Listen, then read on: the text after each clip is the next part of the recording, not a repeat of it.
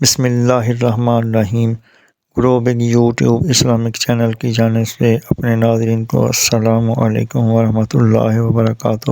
آج ہم اپنے ناظرین کو قرآن و سنت کی روشنی میں بتائیں گے کہ مرنے کے بعد انسان کے ساتھ کیا سلوک ہوتا ہے۔ حضرت ابو ہریرہ رضی اللہ تعالی عنہ کہتے ہیں، رسول اللہ صلی اللہ علیہ وآلہ وسلم نے فرمایا، جب میت دفن کی جاتی ہے تو اس کے پاس دو سیاہ کیری آنکھوں والے فرشتے آتے ہیں۔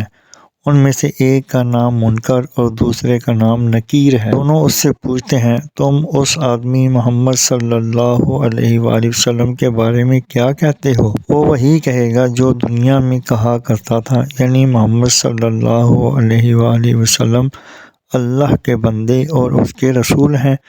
میں گواہی دیتا ہوں کہ اللہ کے سوا کوئی الہ نہیں اور محمد صلی اللہ علیہ وآلہ وسلم اللہ کے بندے اور اس کے رسول ہیں۔ دونوں فرشتے جواب میں کہتے ہیں، ہم سمجھتے تھے تم یہی جواب دو گے۔ پھر اس کی قبر 70 در 70 ہاتھ فراخ کر دی جاتی ہے اور اسے روشن کر دیا جاتا ہے۔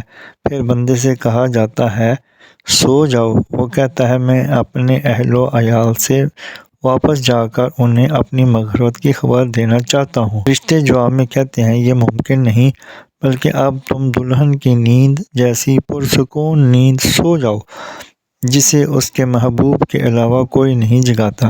چنانچہ وہ سو جاتا ہے یہاں تک کہ اللہ ہی اسے قبر سے اٹھائے گا۔ اگر مرنے والا منافق ہو تو وہ فرشتوں کے سوال کے جواب میں کہتا ہے، محمد صلی اللہ علیہ وآلہ وسلم کے بارے میں بھی وہی کچھ کہتا ہوں جو لوگوں کو کہتے سنا تھا، اس کے علاوہ میں کچھ نہیں جانتا۔ دونوں فرشتے کہتے ہیں، ہمیں معلوم تھا کہ تم یہی جواب دو گے۔ پھر زمین کو حکم دیا جاتا ہے کہ تنگ ہو جا، چنانچہ وہ تنگ ہو جاتی ہے اور اس کی پسلیاں ایک دوسری میں گھس جاتی ہیں۔ منافق اپنی قبر میں قیامت تک اسی عذاب میں مبتلا رہتا ہے۔ جزاکم اللہ احسن الجزا۔ اللہ تعالیٰ سمجھنے اور عمل کرنے کی توفیق عطا فرمائے، آمین یا رب العالمین۔ مزید جاننے کے لیے چینل کو سبسکرائب اور لائک کریں، ویڈیو کو آخر تک سنیں تاکہ نئی آنے والی ویڈیو کا نوٹیفیکیشن آپ کو مل سکے۔